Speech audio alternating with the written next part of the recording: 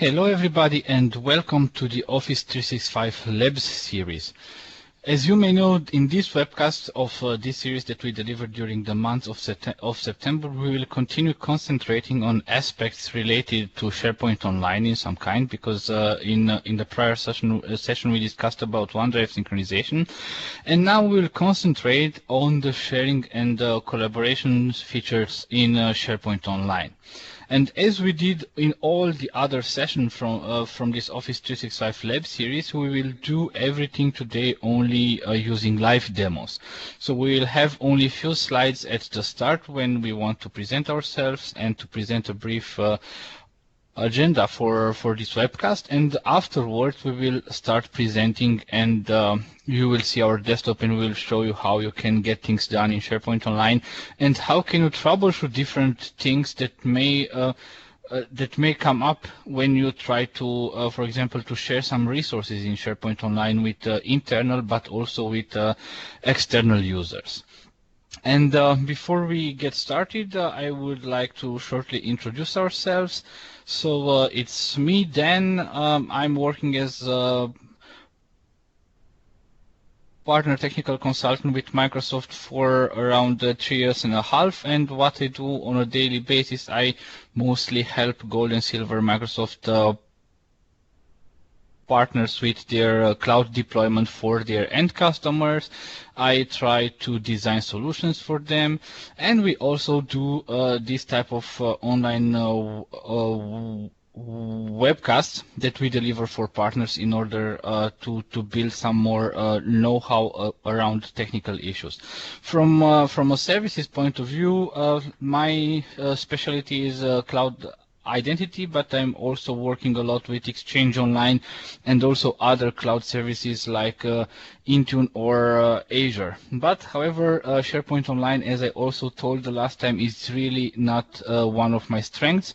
So that's why I brought today with me a colleague from the support team that works a lot with SharePoint and that knows exactly what are the problems that end users and customers and also admins may face when they are using the SharePoint Online service. But I would like to let my colleague introduce herself. Hi everyone, I'm Manuela. I'm currently part of the Partner Cloud support team. We offer support for partners, advanced support for partners and CSPs for now, and I'm in Microsoft since 3 years. And then, as Dan mentioned, I'm specialized on SharePoint Online and OneDrive for Business. Okay, thank you very, very much. And here, before we get started with the live demos, a really very, very short agenda for today. We will concentrate, as I already told, on sharing, how we can share different resources in SharePoint Online, and what we can do as admins or as end users if there are certain problems that might arise, especially when we try to share content with external contacts. And strictly related or linked to this specific topic is also the one regarding permissions and permissions levels in SharePoint Online, which is also a very, very important topic that we would like to cover today, as said, using only live demos. And this being said, I would say that we are done with the introductions. So Manuela, the stage is yours. You may then start to present your screen and start showing how you can do things and solve things in SharePoint Online. Thank you, Dan.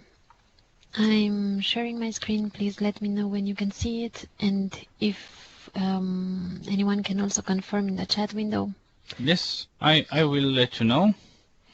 Now we can see your screen. Okay, great. So, as Dan mentioned, we will speak a little bit about collaboration, sharing, some troubleshooting steps regarding this. So I will start first of all with the internal collaboration, which is, let's say, pretty straightforward. I think everybody is aware of the sharing options that we have. I will open one of my site collections. and just mention a few details. Okay. So in SharePoint Online, we now have different options to share, and this would be by using the share options. Yes, of course, you know, you can share documents, you can share folders, you can share libraries or the entire site collection. It depends very much how you do it and which option you choose for sharing.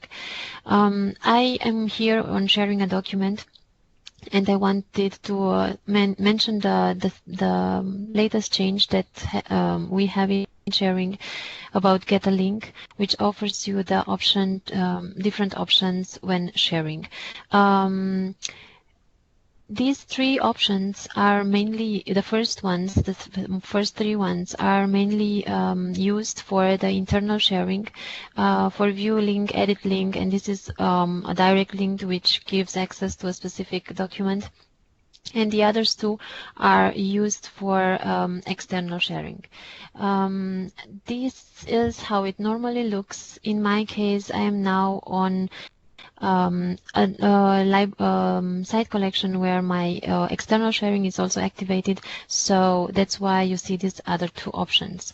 In case that maybe those options are not available for you, it might look like this. And the first thing you could think in this case is that probably the external sharing is not active, and that's why you are missing two options. These options are a little bit different when you share a document, a folder. When you share a folder, the only available options are these three. Okay. Let me mention now, normally when you collaborate and you share documents in your company or folders, the place where you see all these folders is the so-called shared with me folder. In your OneDrive, and this would be here, shared with me. I have to correct myself. I called this shared with me a folder. Actually, shared with me it's not a folder as we are used to have, for example, these other ones that you can see here. Shared with me is actually a view where you can see the folders and files that are shared with you. This is a reason why, for example, shared with me, as you can see it now, cannot be synchronized with OneDrive. In order to synchronize with OneDrive, what you have in here, you need to go on one of the folders, for example, and share it, synchronize it from there. So that's why shared with me, it's only a view and not a folder. Okay. Just to clarify something, basically this means that under this shared with me view, we should be able to see all the documents that were shared with us within the entire SharePoint organization, not only using OneDrive for Business. So all the documents, of course. not all. Yes. Okay. If it's shared for OneDrive, if it's shared from SharePoint libraries, the folders should appear here. Okay. In case you don't see a file that was shared with you in here, I will tell you some maybe things that you can check before maybe reaching out to us with a service request. So first of all, it's important that you know the name and location of the file which was shared with you, and then try to see if you can access this folder from the email that was sent to you when the document was shared. So you know, when you share a document or a folder with a colleague, you can choose to send them an email.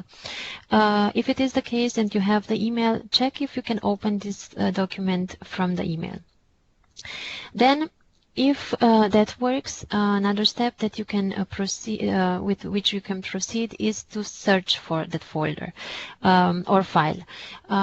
So just go ahead and search and see if that file, if you can find that file. If you can do, that, another issue or another thing that you can check is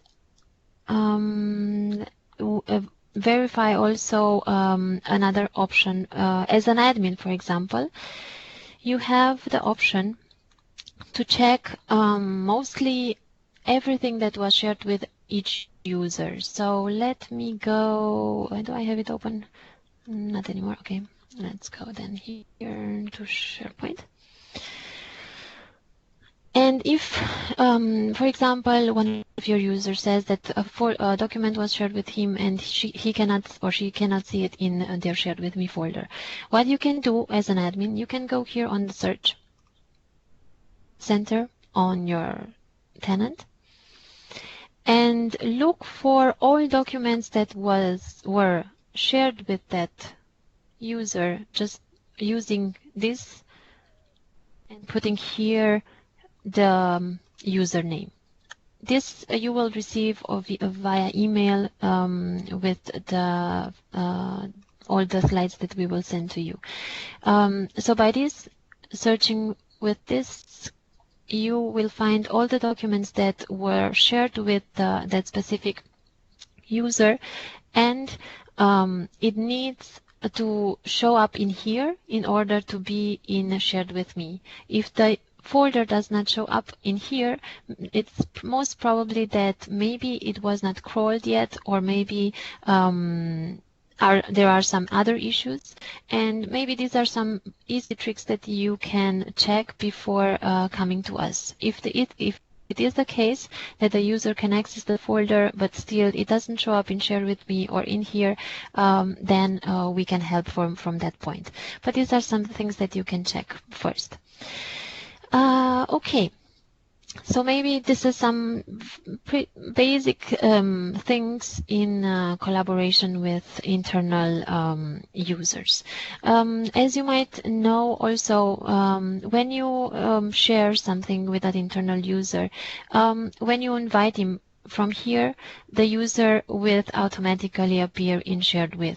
The difference, maybe as an example, when you use one of the links, the user will not appear automatically in here because it didn't access the folder or the document yet. He needs first of all to access it. And also maybe this is maybe a little bit the difference by using a link and invite people. Also, when you use a link, this link can have an expiration date that you can set, and after that it will expire, or you can remove it actually, and you have different options that you can set on a link. This a little bit about internal sharing. I think we can now proceed with the external sharing, because maybe here the most issues appear. And I want to show you some basic steps that you can check when there are issues with an external sharing on your tenant. So let's say you shared document or a folder with the external user. If it is the case, let's say he already accepted it, but a long time passed, and now when you're sharing again something with the user, he receives an error message when he tries to access that document or folder or whatever you shared with him. In that case, it is most likely that it may be because of permission change or different things that might have changed on your tenant. And if he cannot access or he receives an error message that he does not have permissions, there are some, my recommendation is to completely remove the external user from your tenant and try it again. And after we will check all these steps, I will mention another issue that could happen. So the first steps that you do in order to check if the user is on your tenant and to remove him completely are the following. So first of all, one place where you check if the user is on the tenant present as external user is in here. So in active users, you will find these users that have X in their username. This is an external user, it's unlicensed as you can see, and if the users appears in here, you need to delete it from here. Then on the site where you shared something with him, you need to go and in site settings and people and groups and see if the user is in here. If you don't see it from the start listed in here, very important is also to check by deleting the number at the end of the URL and change it with a 0 and see if in this list you can find the user. In my case, this is the user. I won't delete it right now because I want to show you all the options where you can find the user. If the user is in here, delete it please from here as well. After you checked, another place where to check and make sure that the user is not in there is in user profiles. So in the SharePoint Admin Center, go to user profiles, manage user profiles, and look for the user. Note the user profiles are not directly displayed. You need to check to search for them. And here is my user. If you find it as well, delete it from here as well. Okay. Then if we went through all the steps and we removed the user, another important thing is also to make sure that on this site where we've invited the user or the user had permissions and we want to invite him again, is to go also on access request and invitation and make sure that in here there is no pending invitation or in the history. So it's better to remove all the invitations in here that might be present for that user. If we checked all of this, a very important step that we can check is also through PowerShell. This is also something that I want to show you. SharePoint Online Management Shell. If you don't use it or don't have it already installed, we will send you the steps how to perform that. So after you have it installed, you need first to connect to SharePoint Online. And for that, we are using... Just one thing I would like to add here, because it's very important. When you use the SharePoint Online shell, you have to run Windows PowerShell as an admin. And I want to specify this because I also personally had this problem when I first worked with the SharePoint Online shell, because all the other shells, like for example Exchange Online or Azure Active Directory, can also be run when you start Windows PowerShell as a user. Okay, and then this connect SPO service is the command line that we use to connect to SharePoint Online. As URL, we use the admin URL of SharePoint, and credentials, of course, the admin credentials. Okay, and then you will have to enter your password, which I will do. And then you will be connected to SharePoint Online. In order to find the external users on your tenant or the specific external user that you are looking for, you will use get SPO external users. So you can filter by the user that you want to find, but I will run the search now for all the users because I know I don't have so many users. As you can see, I have only a few. So the user I'm looking for is right here. So very important in this process of deleting the user is this unique ID, which you will need in the next commandlet.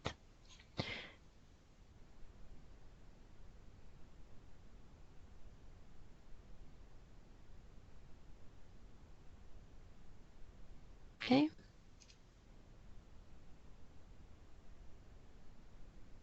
In order to delete the external user, which would be remove SPO external user.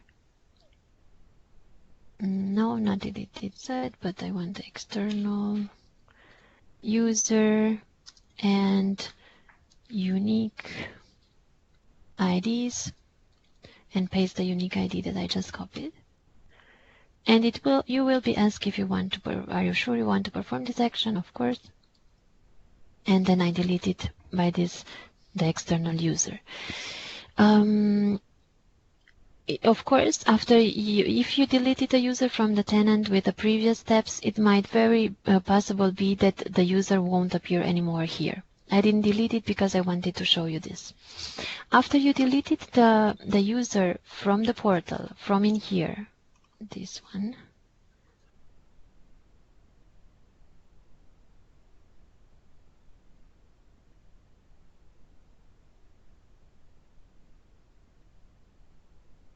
you will have, okay, close. You will have this user in deleted users.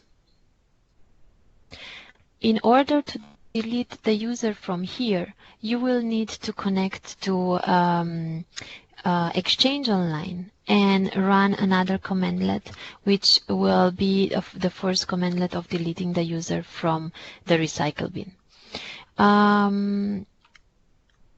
Okay. We could show this also, but it's mainly the same process of connecting to the online service and then run the command that will remove this user from the recycle bin. Just wanted to say we covered this in the very first webcast when we talked about using Windows PowerShell to automate tasks in Office 365, and we showed exactly how you can delete users, how can you delete users in bulk, and so on. So if you in some way weren't present in that webcast, you may also check it on our YouTube channel, because we uploaded it also there, and I will paste the URL to our channel right now in the chat. Okay, thank you, Dan. And then from this point, after you remove it completely from here as well, you can go ahead and share the site again with the user and see if he will have, if the issue is resolved.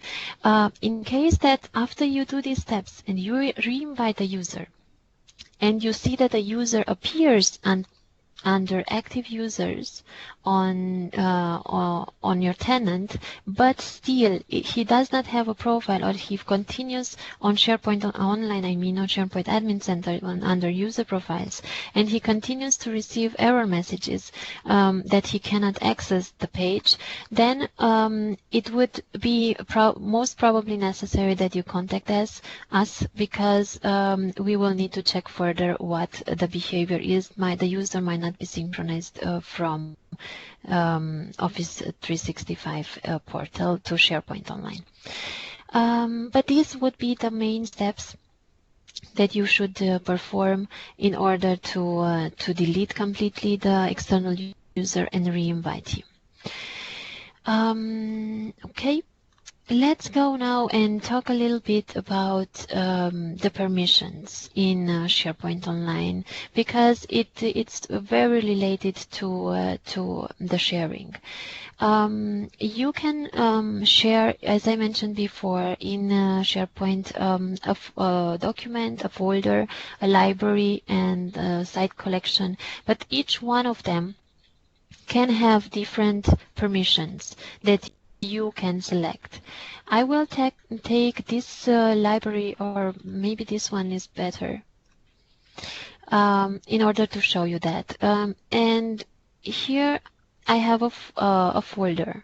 And of course this is documents. This is my library.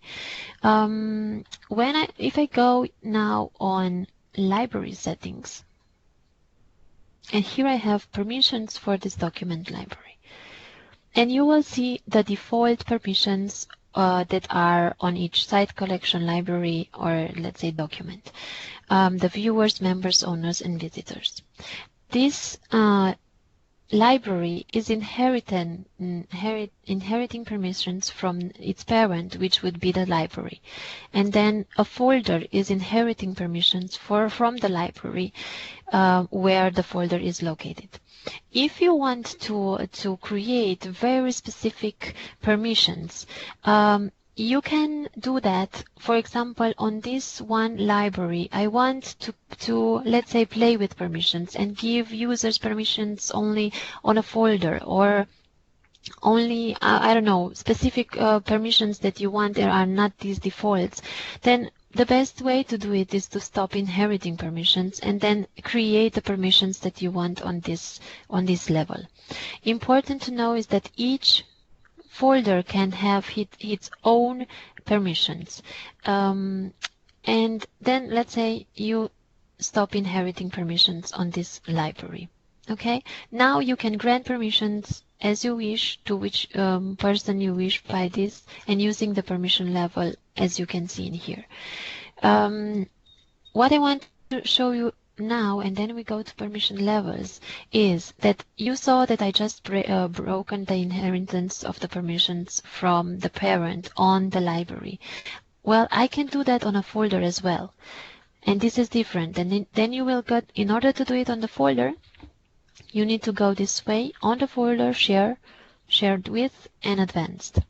In this moment you are on the folder, and as you can see, these inheritance are still present, and it inherits from the library. If we go to manage parent, you will see we are back on the library where we have stopped the inheritance. Of course, if you change your mind and you want to do it backwards so that you still further continue to inherit from the parent, you can do that by deleting unique permissions, and then all the permissions that you have set will be deleted.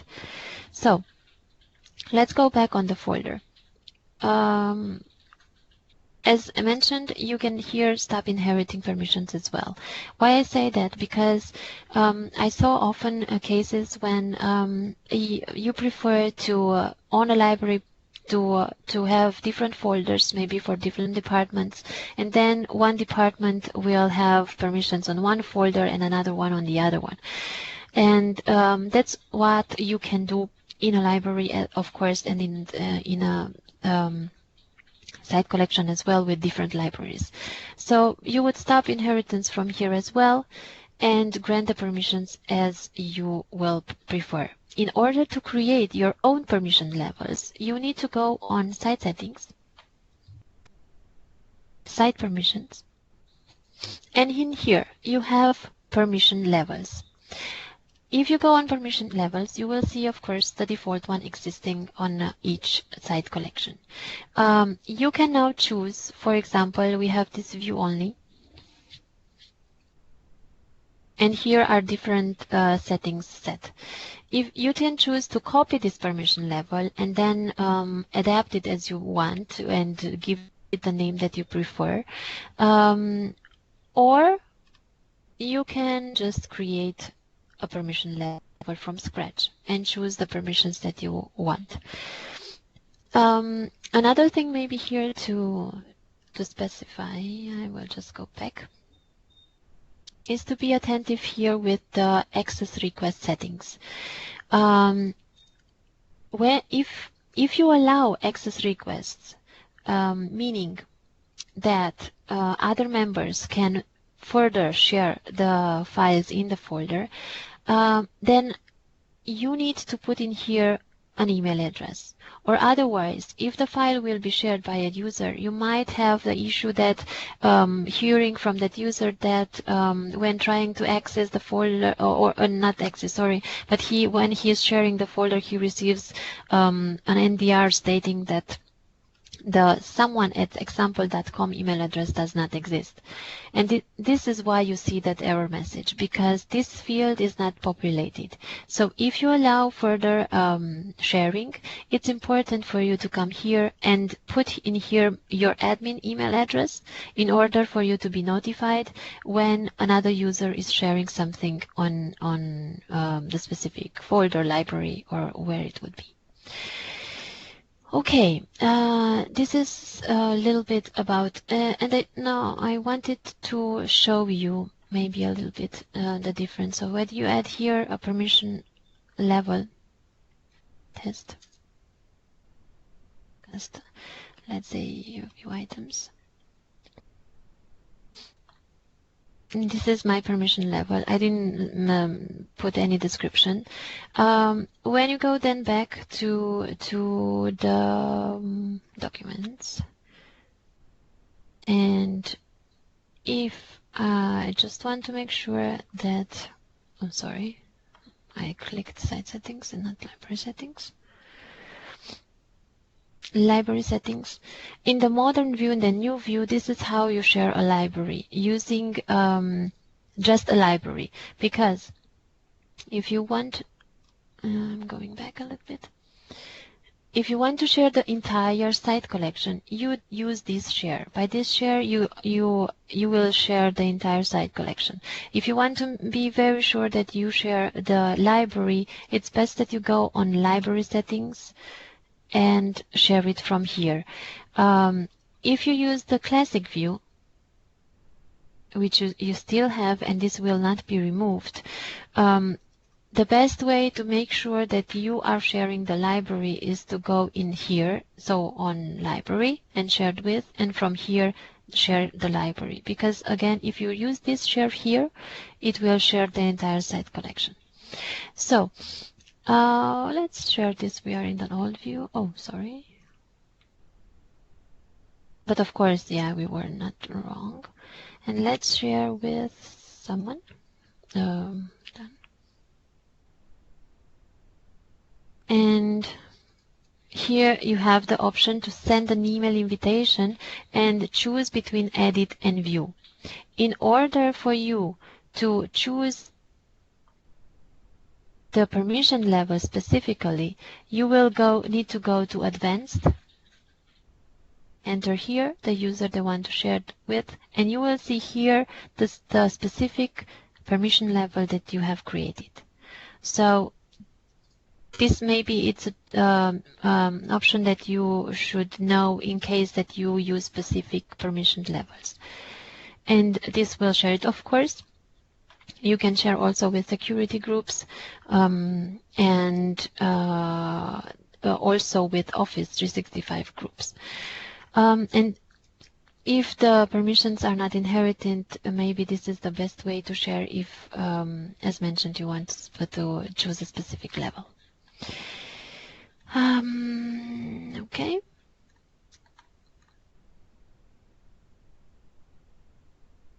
Let me check if I wanted to show you something else. You are free to also to, if you have any questions, or Dan, if there are any questions, please let me know. Yes, no questions so far. Okay. Then we've been through that. Okay.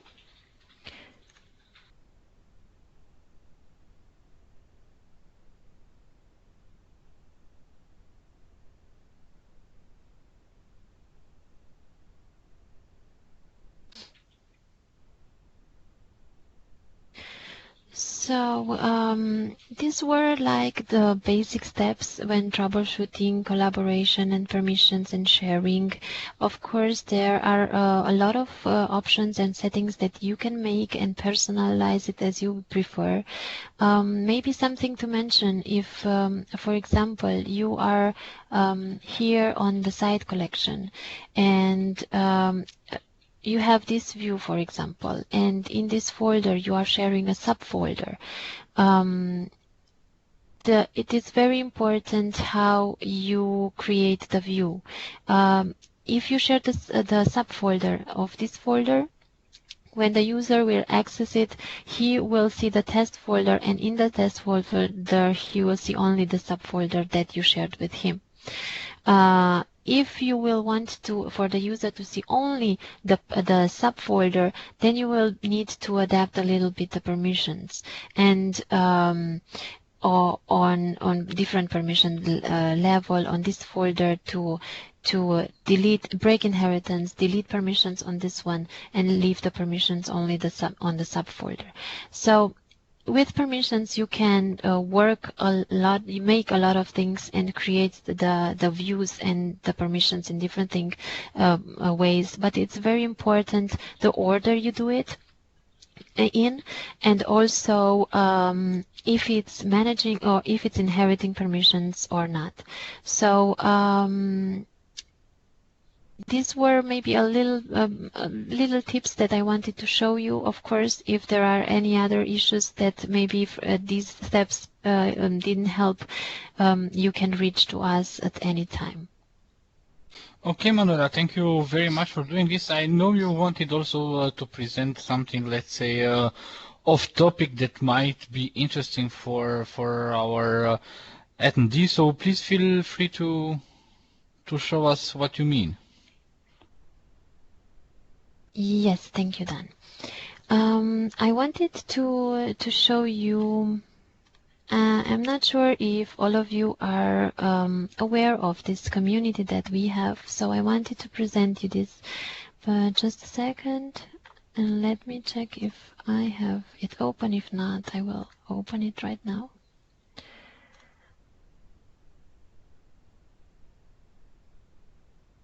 Okay. And this is the community answers.microsoft.com, a community that maybe it's known or maybe it's known under another name. This is something that we wanted to share with you, because if you're not aware, we are very we would like to invite you on this community. This is a place where you can ask questions and also be moderators and get involved, let's say. You are all partners, and onboarding is very easy. So what you would need to do is to go on this platform, log in, and if you don't have, if you're not registered yet, it's very important that you register with your live account, or maybe if you're an MVP, with your MVP account or your partner account. What we would like you, and this is like a challenge for you, is to come on this community and be active. By being active, I mean if you see questions where you had similar issues and you know the solution, just go ahead, answer to that questions, and all your activity is monitored, and we get reports on your activity, and the ones that are more active will get recognitions and will be awarded. Also, very active agents can become moderators, and this would be like the highest level of achievement. I wanted also to let you know that when you log in, if you're an MVP and you log in with your MVP account, you will get an MVP badge. Your activity, we have also a collaboration with the MVP community, and all your activity also is fueled back to the MVP reporting database and for the MVP leads, so that also this could be very interesting for the partners that are aiming to become MVPs, because being active on this community will help you to get rewarded the next year as well, or also to become an MVP if you're not an MVP yet. So how it works actually now and what it is for. As you can see, it's a community where you ask questions, of course, and it's like opening a mini case and receive answers to it. So for example, you go on Office, and you can either choose any of these topics or just search for something that you are interested in, let's say sharing in our case. And then you will find the question topics that were already discussed. It is interactive. You can find articles, you can find questions, you can answer to them. As you can see, you can put screenshots and everything. Or how you ask the community. When you ask the community, it's like as I said, opening a short, small request, it's posting a question or a discussion. You can choose the topic that you want and get notified when somebody responds. Normally, you get responses very actively, and so that's why I encourage you also to use this and participate actively. When I said badges, what I meant that you will receive badges is like you receive we have two types of badges for accomplishments, like for example, guardian badge or content creator badge. This is for receiving helpful or awareness votes. Gathering votes brings you to receive accomplishments. Or conversation badges for consistently starting and participating in discussion threads. Then awards are received for best content or noteworthy participations in each category. And these awards cannot be lost. For example, first answer badge or quickest answer badge or most important answer in the week badge. These are all awards that you can get. Of course, as I mentioned, we as Microsoft are also present here, and you will, as moderators, we will also respond to these questions. But of course, we want this to be a collaboration with you as partners, and that's why we are very looking forward on seeing you active in here. Okay, this was very interesting. I think to be active here myself maybe would be a good idea. However, let's get a while back to SharePoint, because in the meantime we have a question, and the question is there a way to determine which files have been shared externally? For example, if I share a folder with my personal account, then leave the company, I will still have access to the company files. So how could we, or how could this type of issues be prevented using SharePoint? Or if you have an idea here, clearly. If not, we can also take this question offline and maybe send the answer also in the follow-up email. Well, you mean if a person leaves a company and he has shared files externally, how? With himself. For example, I share some folders, some files on any type of content with my yeah, I think I personal get. account, and then I leave the company, and then I still have access with my account that I use for communication. Yes, but that if a person leaves the company, that person profiles and documents are deleted. So actually, what the user has shared is broken in that point. So this is what, from my point of view, and how I know, because of course, then if the user is not present anymore, or if he shares his documents with himself and that user account is deleted, then also that will not work anymore. If it is on SharePoint now, I'm thinking of course, just to be 100% sure, we can double check this, but to see like an entire report, what has been shared by a user with external user, maybe that would be interesting in this question.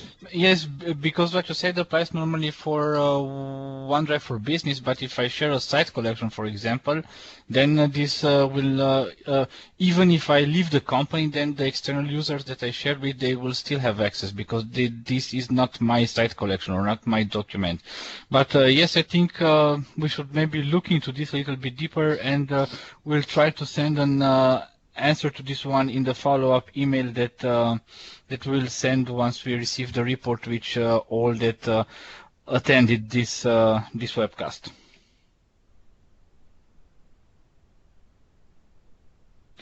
Okay, good. Then I will take briefly over.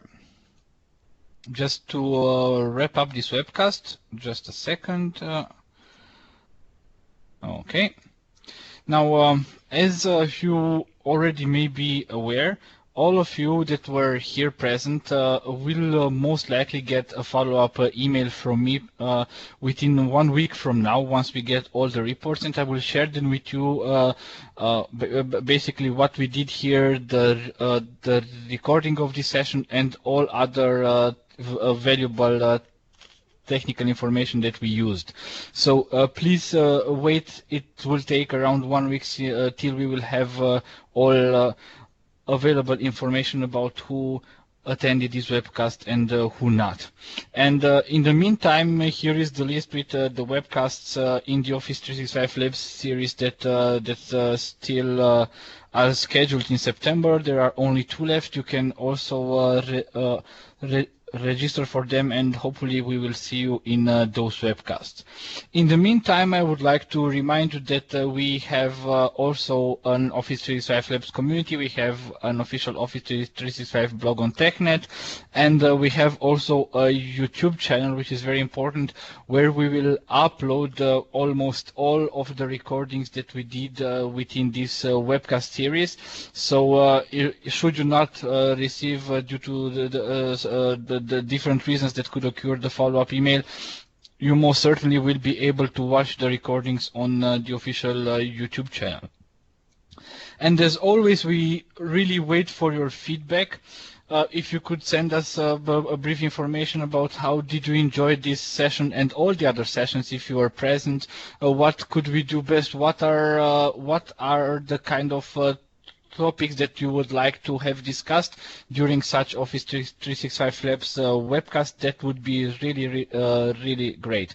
In the meantime, I would like to thank you very much for being part of this webcast. I would like to thank my co-speaker for helping me out and delivering this type of content in SharePoint Online with which I'm not very familiar with. And hopefully I would see all of you in the next webcast on the coming Tuesday. And till then, I would like to wish you a very nice day. And since also the weekend is near, also a nice and relaxing weekend. Thank you very much, and bye. Thank you. Bye bye.